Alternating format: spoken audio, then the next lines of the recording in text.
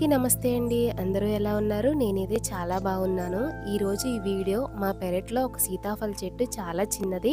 మందులేం వేయకపోయినా కూడా చాలా తియ్యని బుట్ట నిండా పళ్ళు ఇచ్చిందనమాట. అది హార్వెస్ట్ చేస్తూ అలాగే మా పిల్లల కోసం రవ్వ లడ్డు చేశాను. అది కూడా ఈ వీడియోలో చూపించేస్తాను, చూసేయండి.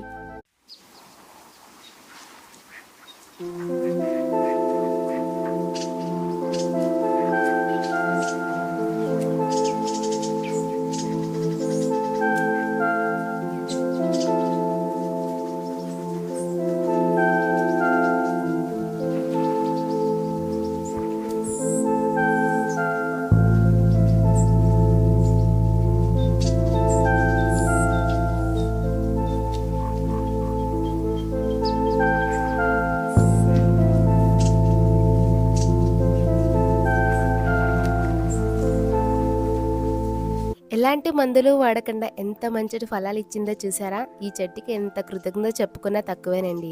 పొద్దున్నే మొక్కలకి నీళ్ళైతే పోస్తాను. ఈ గులాబీ చెట్టు మా పెళ్ళైన కొత్తలో వేసింది. పెళ్ళై 4 సంవత్సరాలు అవుతుంది. ఈ మొక్కకు కూడా 4 సంవత్సరాలే వయసు. ప్రతిరోజు పువ్వులు పూజకి కోస్తూనే ఉంటాను.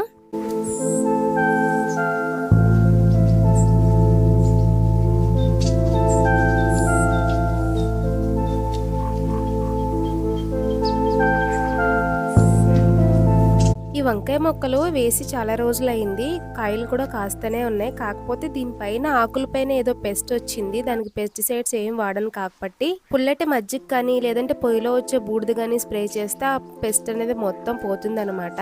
ఇంకా కరివేపాకు మొక్క చూసారా? పెద్ద వృక్షంలాగా ఎలా అయిపోయిందో. దీంతో కరివేపాకు పొడి అయితే చేసుకుంటా ఉంటాయి. రోజు ఇంట్లో తాలింపులకు కూడా ఈ చెట్టు నుంచే వాడతాను. ఈ రోజు పిల్లలకి రవ్వ లడ్డు చేస్తున్నాను. పిల్లలకి మాక్సిమం బయట ఫుడ్ అస్సలు పెట్టను. స్నాక్స్ ఏదైనా సరే ఇంట్లోనే చేసి పెడతా ఉంటాను. చేయడం చాలా సింపుల్. నాతో పాటు మీరు కూడా చూసేయండి.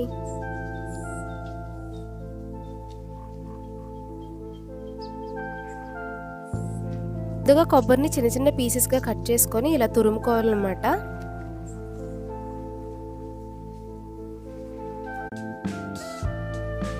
ఇప్పుడు కడాయిలో 3 స్పూన్ల వరకు నెయ్యి వేసుకుని కరిగించుకోవాలి. ఈ నెయ్యిని కూడా నేను ఇంట్లోనే తయారు చేసుకుంటా ఉంటాను. నెయ్యి కరిగిన తర్వాత మన దగ్గర ఉన్న డ్రై ఫ్రూట్స్ ని చిన్న చిన్న ముక్కలుగా కట్ చేసుకుని వేయించుకోవాలి. డ్రై ఫ్రూట్స్ బాగా వేగి గోల్డెన్ కలర్ వచ్చి మంచి సువాసన వస్తున్నప్పుడు పక్కకు తీసేసుకోవాలి.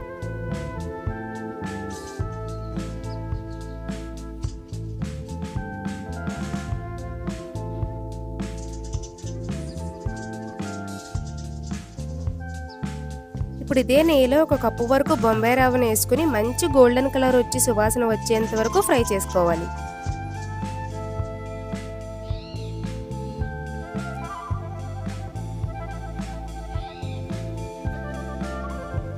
బొంబాయి రవ్వ బాగా వేగిన తర్వాత కప్పుకి 1/2 కప్పు కొబ్బరి వేసుకొని ఇది కూడా బాగా కలిసేలా కలుపుకొని ఒక 10 నిమిషాలు ఫ్రై చేసుకోవాలి.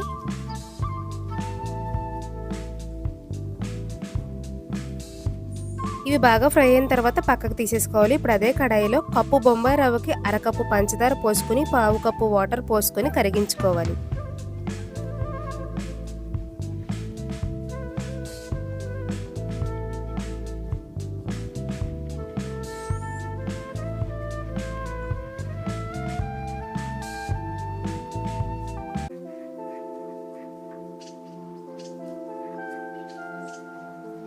పాకం కొద్దిగా జిగురుపాకు వచ్చినప్పుడు మనం వేయించి పక్కన పెట్టుకున్న బొంబాయి రవ్వ కొబ్బరిని కూడా దీంట్లో వేసేసుకుని మొత్తం కలిసేలా కలుపుకోవాలి. మొత్తం కలిసేలా కలుపుకున్న తర్వాత స్టవ్ ఆఫ్ చేసేసుకుని కొద్దిసేపు చల్లారనివ్వాలి.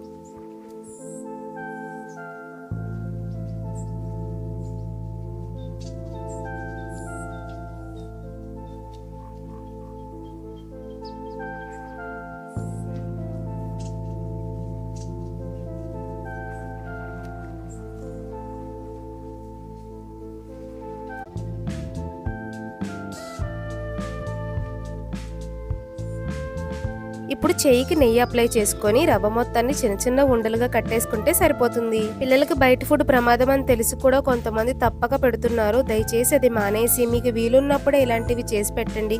పిల్లలకి చాలా ఆరోగ్యానికి మంచిది.